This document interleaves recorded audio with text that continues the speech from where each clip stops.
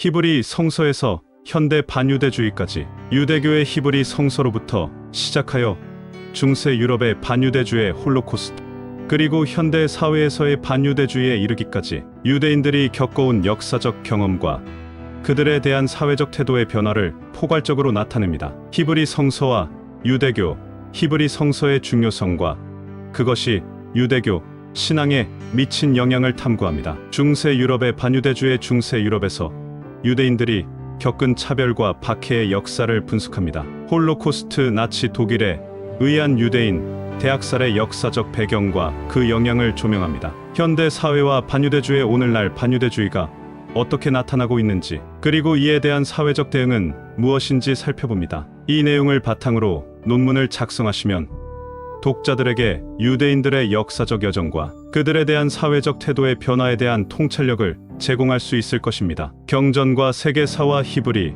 구약 성서의 바탕이 되는 유대교 성서는 대부분이 히브리어로 저술되어 있어 히브리 성서라는 말이 천주교와 기독교의 구약 성서에 대비되는 유대교의 성경을 지칭할 때 쓰이기도 한다. 참고로 대부분이 히브리어로 쓰여 있는 가운데 다니엘과 에즈라의 일부, 예레미야의 한 구절, 창세기의 두 단어로 된 지명 등이 아람어로 쓰여 있다. 히브리어를 표기하는 문자는 원래 아람어에서 유래된 것이다. 히브리어 문자로 씌어져 있는 구약 성서 속에 나타난 천손의 계보는 아브라함의 하나님의 신이 이삭에게 옮겨지고 이삭 속에 거하시던 하나님의 신이 야곱에게 옮겨졌는데, 이는 성령으로 따라 난 자인 단에게 장자 상속을 할 때에 이루어졌던 신의 계보였던 것이다. 단 지파의 가운데서 인류를 구원하기 위한 새 시대의 신인간으로 구세주가 출현할 수밖에 없는 이유가 성경과 세계 모든 경전 속에 정확하게 기록되어 있다. 즉, 유럽의 반유대 정서의 뿌리에는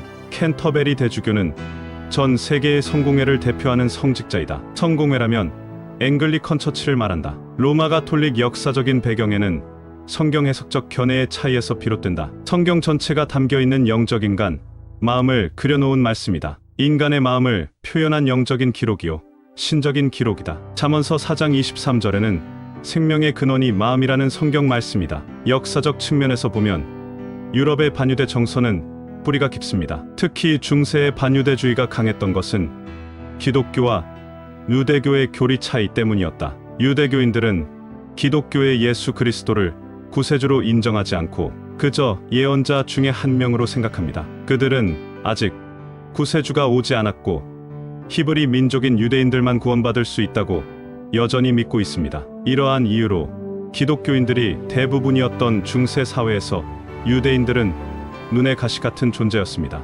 기독교인들은 끊임없이 유대인을 개종시키려고 노력했고 개종을 거부했다는 이유로 지속적인 박해를 가했습니다. 유대인들에 대한 부정적인 생각들은 시간이 흐를수록 반유대주의 정서를 키웠고 종교적 살인을 불러일으키기도 했습니다. 2018년 1월 22일에서 24일까지 주한 이스라엘 대사관은 주한 독일 대사관과 주한 독일 문화원과 함께 국제 홀로코스트 추모일을 기념했습니다. 이 행사에서 주한 이스라엘 대사관은 기독교가 유대인들에 대한 부정적인 고정관념을 촉진 전파한 책임이 있으며 이는 심대한 고통과 불의를 조장했다고 지적했습니다. 또한 기독교인들은 이러한 고정관념화의 지속에 경종을 울리고 이에 저항할 의무가 있다고 결론지었습니다. 주한 이스라엘 대사관의 이러한 결론은 역사적 사실에 근거하고 있습니다. 중세 유럽에서 기독교는 유대교를 이단으로 간주하고 유대인들을 박해했습니다.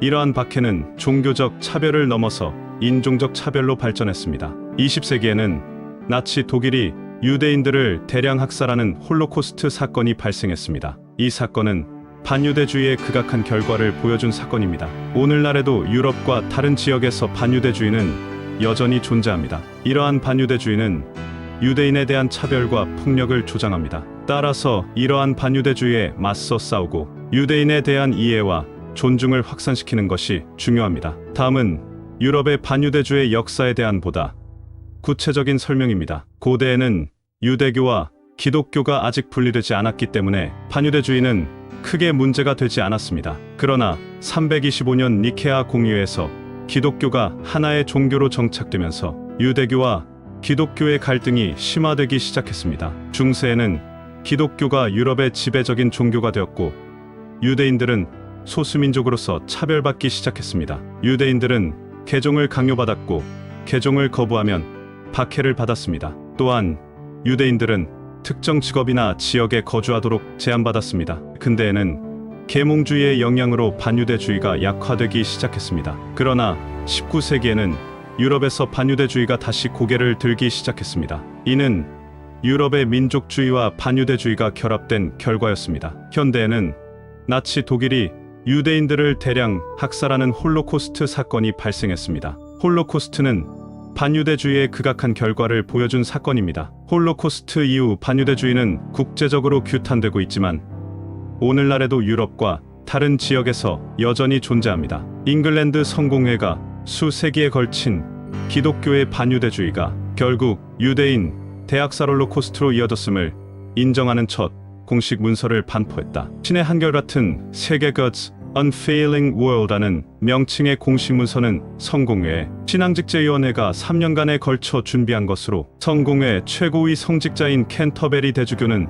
서문에서 우리가 우리 역사의 잔혹성을 인지할 때까지 기독교인들은 이의를 제기할 수 없고 과거를 정직하게 반성해야 할 것이라고 밝혔다. 유럽 그리스인들은 2000년에 걸친 기독교도와 성직자들, 평민들, 세속인들, 이방인들의 반유대주의적 증오가 히틀러에 의해 하나의 거대한 괴물이 이스라엘 민족들을 말살시킬 것을 내다보신 하나님이 구세주가 출현하실 천손 민족인 단 지파를 동방으로 이주시켜 꼭꼭 숨겨두었기 때문이다. 성경 보면 아브라함의 하나님이 이삭에게 옮겨졌고 이삭의 하나님이 야곱에게 옮겨졌고 야곱의 하나님은 야곱의 5번째 아들인 단에 4번째로 옮겨오셨다고 기록되어 있다. 하나님께서 구세주가 출현하도록 장래를 이미 계획해 놓으셨기 때문에 야곱의 12아들과 그의 손자들이 모두 이스라엘이라고 지칭할 수 있었지만 야곱의 하나님의 신이 야곱의 5번째 아들 단에 옮겨진 이후부터는 오직 단 지파 백성들만이